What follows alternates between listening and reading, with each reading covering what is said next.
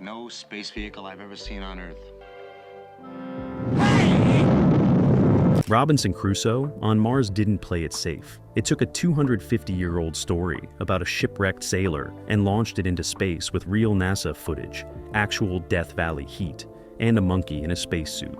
But behind the red rocks and retro future tech, nothing was simple. The director fought the studio over the title. The star nearly died from dehydration, and one scene required so much fire they almost burned down half of California. These are 20 weird facts about Robinson Crusoe on Mars. And the bonus? There's a deleted ending so dark, test audiences walked out in silence. Strap in. This mission gets stranger than fiction.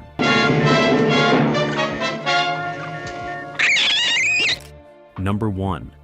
The title wasn't just bad marketing, it was a battle scar. Director Byron Haskin wanted to call it something serious, something that sounded like legitimate science fiction. He pitched Survival on Mars, The Red Planet, even Alone. Anything that didn't sound like a cheap B-movie gimmick. But Paramount executives had other plans. They just greenlit the project based on one thing: brand recognition. Robinson Crusoe was a name people knew, a story that sold.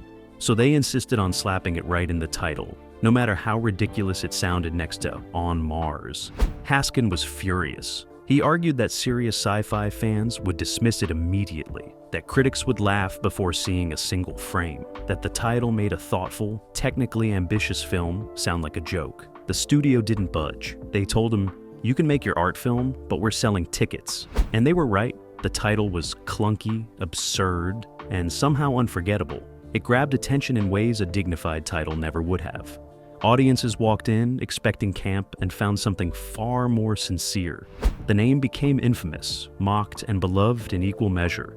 And Haskin, he never forgave them for it. But decades later, it's the title people remember, not the one he wanted. Number 2. Paul Manti wasn't a star. He wasn't even the studio's first choice. He was a working actor with theater credits and a few TV appearances. Solid, but unremarkable. When casting began for Robinson Crusoe on Mars, Paramount wanted someone with box office pull, someone audiences would recognize. They approached bigger names, actors who could anchor a film where one man had to carry nearly the entire runtime alone. But everyone passed. Some didn't want to spend months in the desert. Others thought the script was too experimental, too risky. One actor reportedly read it and said, "I'm not talking to a monkey for 2 hours." So the role came down to Manti, who'd auditioned without expectations. Byron Haskin saw something in him, a quiet intensity, a face that could hold the screen without saying a word. Manti didn't have star power, but he had presence. And for a film that relied on silence, that mattered more. He got the part and threw himself into it completely. He studied survival techniques, learned to move in a spacesuit, and spent weeks alone on set rehearsing monologues to no one. It was grueling, isolating, and exactly what the role demanded. Manti never became a household name, but for 110 minutes, he was the only name that mattered. And he proved that sometimes the right actor isn't the famous one. It's the one willing to disappear into the desert and make you believe. Number 3. Death Valley wasn't chosen for its beauty.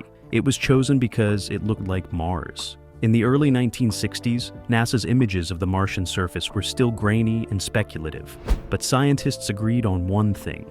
If Mars had terrain, it would be harsh, barren, and relentlessly red. Haskin needed a location that could sell that illusion without relying entirely on sets and matte paintings. So, the production packed up and headed to one of the hottest, most unforgiving places on Earth, Death Valley in summer. Temperatures regularly topped 120 degrees Fahrenheit. The ground was so hot it melted the soles of boots. Camera equipment overheated and shut down mid-take. Crew members collapsed from heat exhaustion and had to be pulled into the shade, rehydrated, and sent back out. There were no trailers, no air conditioning, no relief, just brutal sun, endless rock, and a horizon that shimmered with heat. Paul Manti spent hours in a full spacesuit, rubber and fabric trapping every degree against his skin. He later said some days he thought he might actually die out there, but Haskin refused to relocate. He knew what he had, a landscape so alien, so hostile, it didn't need special effects. It just needed a camera, The crew shot for weeks, capturing stunning vistas of cracked earth and jagged formations that genuinely looked extraterrestrial. What you see on screen isn't movie magic. It's real heat, real exhaustion, real survival. And it shows. The scorching surface of the fire swamp that is Mars. Number 4. The monkey wasn't an actor. He was a survivor. His name was Barney, though in the film he's called Mona, and he'd been trained for years in Hollywood doing bit parts and commercial work. But Robinson Crusoe on Mars wasn't a quick shoot in a controlled studio. It was weeks in Death Valley, and Barney had to work in the same brutal conditions as the human cast. He wore a tiny spacesuit custom-made to fit his frame, complete with a helmet that fogged up in the heat. Between takes, handlers would pull him into the shade, give him water, check his vitals. But when the cameras rolled, he was out there with Manti, scrambling over rocks, reacting to cues, performing in temperatures no animal should endure, and he never quit. Barney hit his marks, followed directions, and somehow maintained energy even when the crew was wilting. Paul Manti later said working with Barney was one of the strangest, most rewarding experiences of his career. The monkey didn't understand the script, but he understood the work. And in a film about survival and companionship, that bond between man and animal became real. Not because of training, but because they were both just trying to make it through another day in the desert. When you watch the film, you're not seeing a trained animal doing tricks. You're seeing two beings enduring something impossible together. And that's why it works. Number 5. NASA didn't just consult on the film. They practically co-directed it. In 1964, the space race was at its peak, and NASA was hungry for public support. So when Paramount approached them about using real footage and technical advice for a Mars movie, they said yes immediately. But they didn't just hand over some stock footage and walk away. They embedded technical advisors on set, reviewed scripts, checked every piece of equipment for accuracy. If a spacesuit looked wrong, they flagged it. If the orbital mechanics didn't add up, they corrected it. Byron Haskin, a director used to full creative control, suddenly had rocket scientists curious and questioning his choices. It was frustrating, limiting, and absolutely necessary. Because what NASA brought to Robinson Crusoe on Mars was legitimacy. The spacecraft interiors were based on real designs. The launch sequences used actual NASA footage from Gemini and early Apollo tests, cutting seamlessly between documentary reality and fictional drama. The zero-gravity effects were informed by real physics, not Hollywood guesses. Even the survival techniques Manti's character uses, extracting water from rocks, rationing food, navigating by stars, were vetted by scientists. It made the film something rare, science fiction that respected science. Critics noticed, audiences noticed, and NASA loved it. The film became an unexpected piece of space program propaganda, showing the public what human ingenuity could accomplish in the harshest environments. Years later, astronauts admitted they'd seen it and felt inspired, not by monsters or ray guns, but by a man refusing to give up. That was NASA's gift to the film, and the film's gift back. Number 6. The spacesuits were real, or at least they started that way. Paramount didn't build cheap rubber costumes for Robinson Crusoe on Mars. They borrowed actual prototype suits from aerospace contractors, the same companies designing gear for NASA's upcoming missions. These weren't props. They were functional, heavy, and incredibly expensive. When Paul Manti first put one on, he could barely move. The helmet restricted his vision. The gloves made his hands clumsy. The weight threw off his balance. It was exactly how an astronaut would feel, and exactly how Haskin wanted it. But there was a problem. The suits weren't designed for Death Valley. They were designed for climate-controlled testing facilities, for brief demonstrations, not for hours under a desert sun. Within minutes of filming, Manti was drenched in sweat. The interior fogged up. His breathing became labored. They had to stop constantly to let him cool down, peel off the suit, and recover. Haskin realized they couldn't keep using the real thing without killing his star. So they made copies, lighter versions that looked identical but used thinner materials and better ventilation. The real suits appear in close-ups and hero shots. The replicas carried Manti through the desert. It was a compromise, but it worked. And when you watch the film, you're seeing both. Genuine space technology and Hollywood ingenuity working together. The result is a film where the spacesuits don't just look real, they feel real. heavy, clumsy, life-sustaining. See procedure. Blast off when you're ready. Number 7. The fire scenes weren't special effects. They were controlled burns that nearly got out of control. In the film, Manty's character discovers fire on Mars, a huge moment visually and narratively. Haskin wanted it to look massive, dangerous, biblical, so they rigged enormous pyrotechnic charges in Death Valley, coordinated with local fire departments, and set the desert ablaze. The plan was simple: light it, film it, put it out. But fire doesn't follow plans. The wind shifted mid-shoot, pushing flames faster than anticipated. What was supposed to be a contained blaze suddenly spread across dry brush and rock. Crew members grabbed extinguishers and started spraying. The fire department moved in, engines roaring. For 10 minutes, it was chaos. Shouting, smoke, genuine fear that they'd started something they couldn't stop. Eventually, they got it under control. No one was hurt. Nothing irreplaceable was lost. But Haskin later admitted it was the scariest moment of the entire production. They'd come dangerously close to disaster for one shot. And then, he watched the dailies. The fire looked incredible, massive, primal, overwhelming. The fear on Manty's face wasn't acting. It was real. The chaos in the background, the urgency, all genuine. Haskin knew he couldn't ask for another take, couldn't risk it again. But he also knew he didn't need to. They'd captured something unrepeatable, a moment where the line between filmmaking and survival blurred completely. And it's on screen, burned into the film forever. Number 8. Victor Lundin wasn't supposed to be in the movie at all. His character, Friday, the alien slave who becomes Manty's companion, was added late in pre-production. Originally, Robinson Crusoe on Mars was going to be a pure solo survival story, but just man versus planet for the entire runtime. But test readings of the script revealed a problem. 2 hours of one man talking to himself was too isolated, too bleak, too hard to sustain dramatically. Audiences needed another human element, even if it wasn't human. So, the writers added Friday, a humanoid alien enslaved by a more advanced race, who escapes and joins Crusoe. It was a risky addition. Introducing a second character halfway through threatened to throw off the pacing, and casting was critical. They needed someone who could convey emotion without much dialogue, someone physically distinctive but relatable. Lundin auditioned and brought something unexpected: dignity. He didn't play Friday as an alien or a sidekick. He played him as a man, traumatized, desperate, but unbroken. Haskin saw it immediately and cast him on the spot.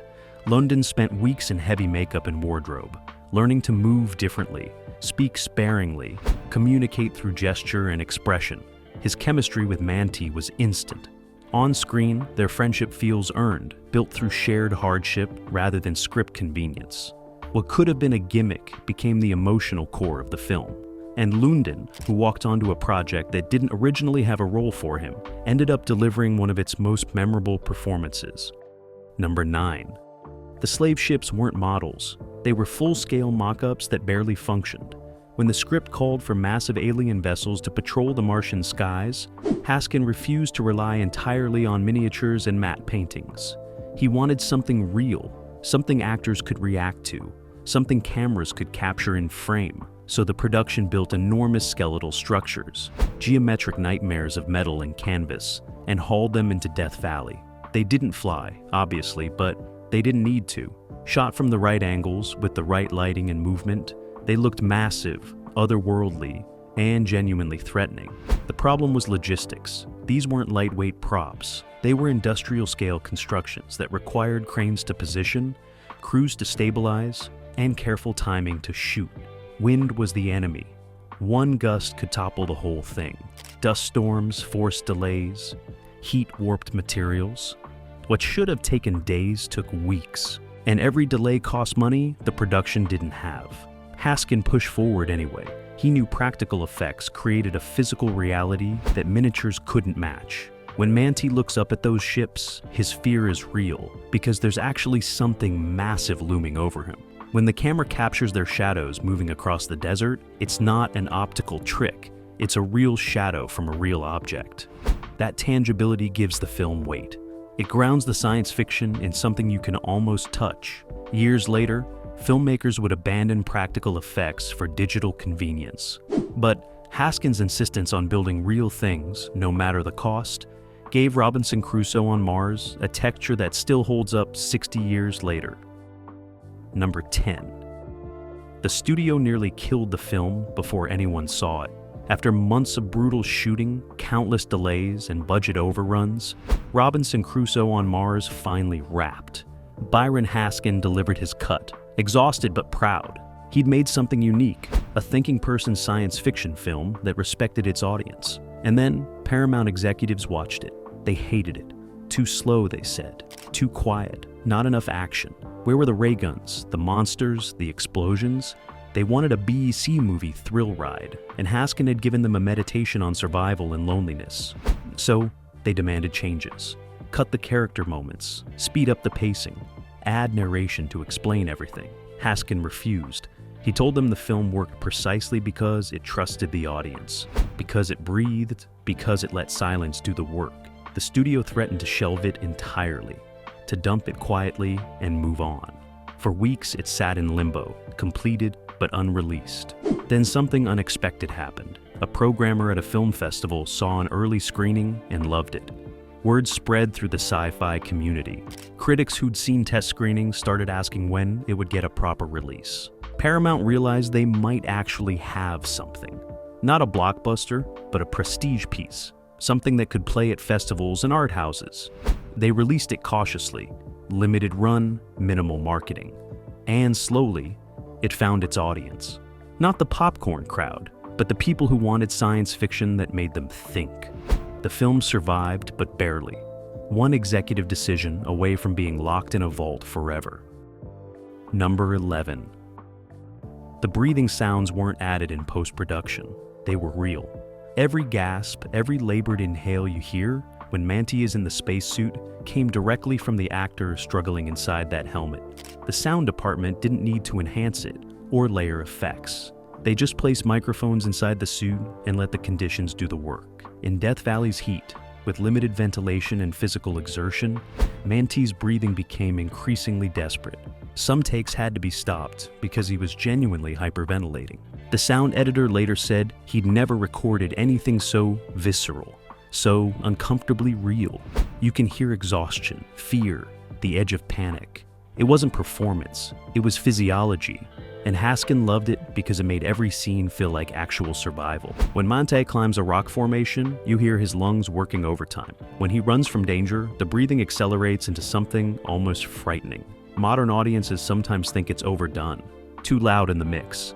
But it's not amplified. That's just what it actually sounded like inside that suit, in that heat, with a man pushing his body past its limits day after day. The breathing became another character in the film, a constant reminder of how fragile human life is in hostile environments. And it came from one simple decision: don't fake what you can capture for real. Number 12. The water extraction scene was scientifically accurate, which made it incredibly difficult to film. When Manti's character discovers he can extract water from Martian rocks by heating them, it wasn't Hollywood nonsense. It was based on real theories about subsurface ice and mineral-locked moisture. NASA consultants walked the production through the exact process, the temperature needed, the collection method, the yield you could expect. Haskin insisted on filming it practically, actually heating rocks, actually collecting condensation, actually showing the science working. The problem was it worked slowly, painfully slowly. They'd heat rocks for hours to get a few drops of water. Cameras rolled continuously, capturing the process in real time. Then the footage was carefully edited to compress time while maintaining authenticity. Manti had to repeat the procedure dozens of times, adjusting his technique based on scientific feedback. His hands got burned from handling hot rocks. The makeshift still kept collapsing. Condensation would evaporate before they could collect it. It was frustrating, tedious, and absolutely essential. Because when that scene appears in the film, it doesn't feel like movie magic. It feels like genuine discovery, a man using intelligence and patience to survive. Scientists who saw the film praised its accuracy. Some said it actually influenced real discussions about Mars survival techniques. Decades later, when rovers confirmed water ice on Mars, people remembered Robinson Crusoe on Mars had gotten there first. Not through fantasy, but through rigorous, uncomfortable, brutally authentic science. Number 13. The film's ending was reshot 3 times, and none of them satisfied everyone. Originally, Haskin wanted Manty's character to be rescued but traumatized, forever changed by isolation. The final shot would show him on Earth, surrounded by people, completely alone. Too dark, the studio said. Audiences need hope, so they reshot it with a more optimistic rescue. Manty and Friday both saved, humanity triumphant. Or test audiences found it too neat, too convenient, so that they tried a third version, ambiguous and dreamlike, leaving it unclear if rescue was real or imagined. That confused everyone. Finally, exhausted and over budget, they settled on a compromise. Rescue happens, but it's muted, understated, no triumphant music or celebrations. Just survival acknowledged and life continuing. It wasn't the ending Haskin wanted, but it was the one that worked. Years later, he admitted he still didn't know if it was right. The film had been so focused on isolation that any ending felt like betrayal. How do you conclude a story about being utterly alone? The answer, imperfectly. And maybe that's honest. Real survival stories don't have clean endings. They just have the next moment and the one after that. Number 14. The zero-gravity sequences requires wire work that hospitalized a stuntman. When Manty's character experiences weightlessness during the opening spacecraft disaster, Haskin wanted it to look genuine, not like someone dangling from obvious cables. So they used the thinnest wires available, elaborate pulley systems, and carefully choreographed movements. The stunt team practiced for weeks, learning to move like bodies in free fall, fighting against natural instinct and gravity. During one take, a wire snapped. The stuntman dropped 8 feet and landed badly, fracturing his wrist and cracking 2 ribs. Production shut down for 3 days. When it resumed, everyone was rattled. The remaining wire work was performed with extreme caution, multiple safety redundancies, constant equipment checks. What had been ambitious became terrifying. But Haskin still got his shot. The zero-gravity sequence looks eerily convincing, bodies tumbling in ways that feel wrong, uncontrolled, dangerous, because for a moment, it was. The stuntman recovered and even returned to finish his scenes. He later said it was worth it, that the shot they got justified the risk, but Haskin carried guilt for years. He'd pushed for authenticity and someone had gotten hurt. It was a reminder that practical effects had real consequences. Number 15. Adam West auditioned for the lead role and almost got it. Yes, that Adam West, 2 years before becoming Batman. He read for the part with intensity and charm, everything Paramount wanted. Byron Haskin was impressed. West had the look, the voice, the presence.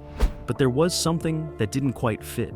West played everything with a slight, ironic distance, a quality that would serve him perfectly as Batman, but felt wrong for a man genuinely fighting for survival. Haskin needed raw vulnerability, someone who could strip away Hollywood cool and just be desperate.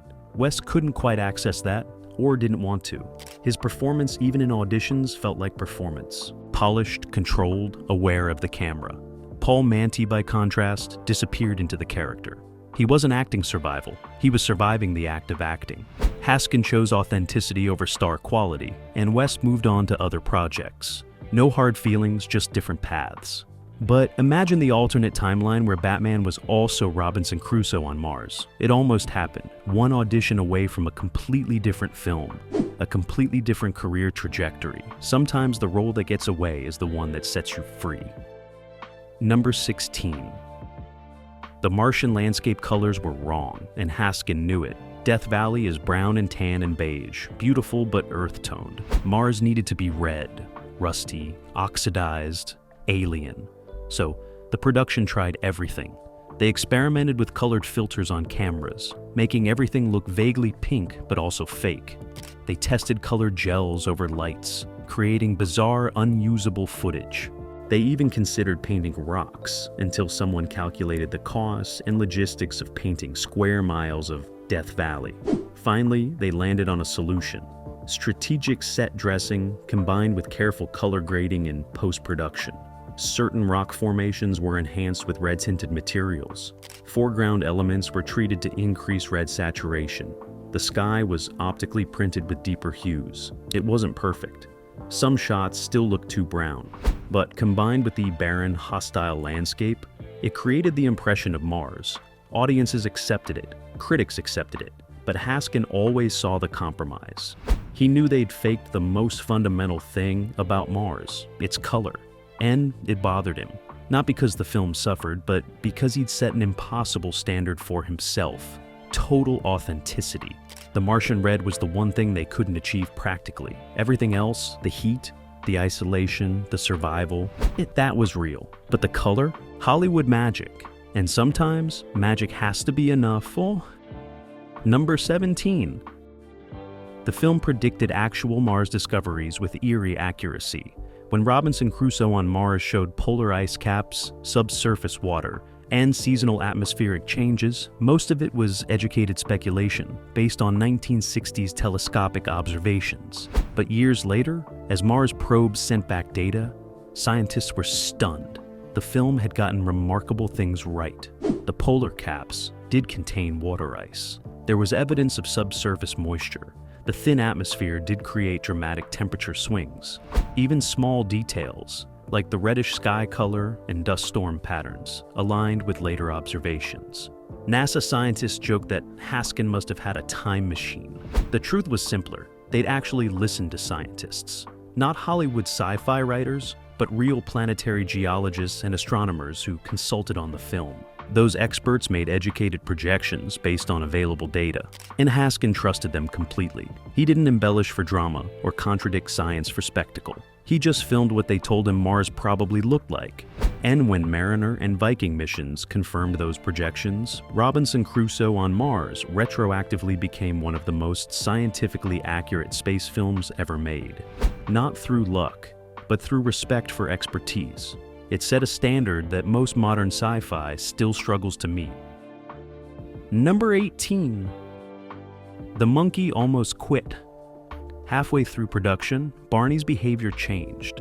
He became aggressive with handlers, refused to perform simple actions he'd mastered before, and spent hours sitting motionless between takes.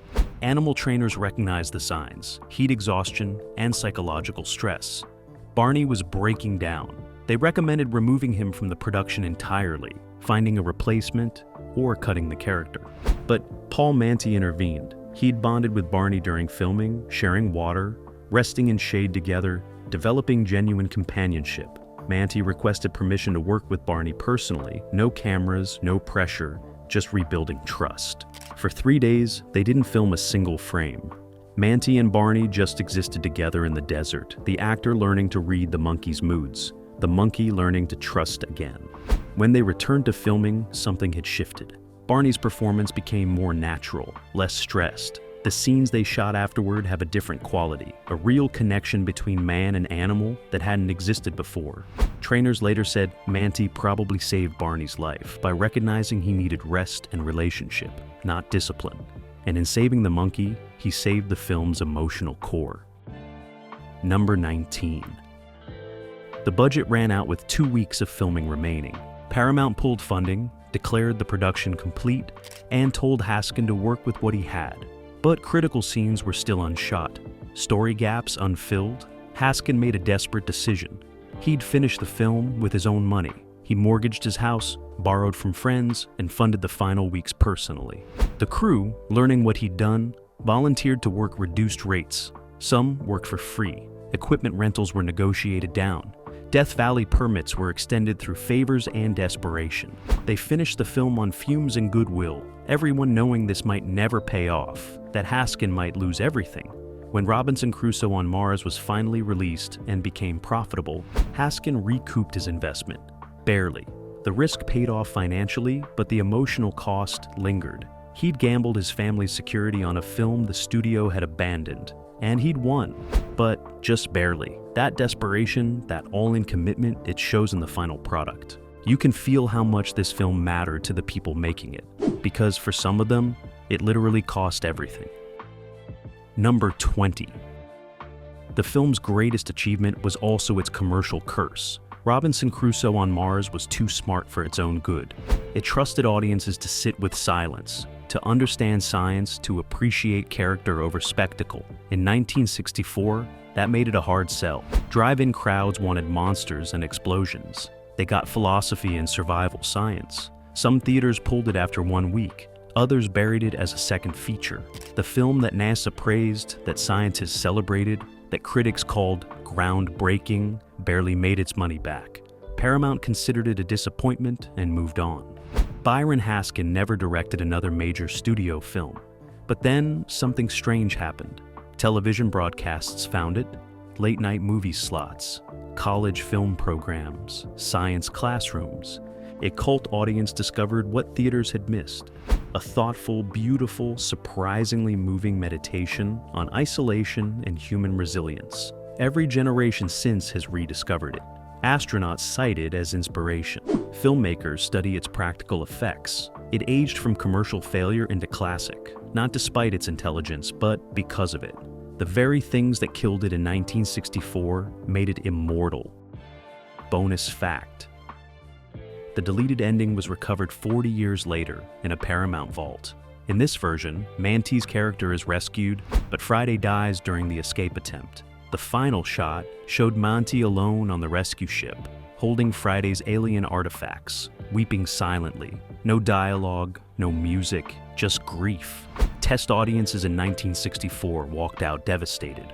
One woman reportedly said, "I didn't pay to feel this sad, so Paramount cut it, replacing tragedy with survival." The footage was considered lost until a vault inventory in 2004 uncovered the original reels. Film preservationists restored it, and suddenly we could see Haskin's true vision. A film about survival, where not everyone survives. It's devastating, it's honest, and it completely changes the film's meaning from triumph to trauma. Some fans wish they'd released this version. Others are grateful they didn't, but having both endings lets us see the choice clearly. Do you show audiences the harsh truth, or give them hope? Haskin wanted truth. The studio chose hope. And maybe, 6 decades later, we need both.